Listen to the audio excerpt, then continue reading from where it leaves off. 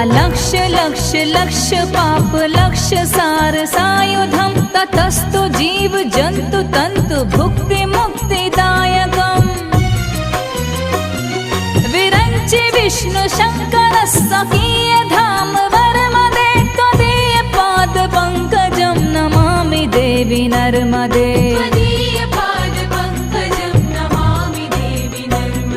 Namami Devi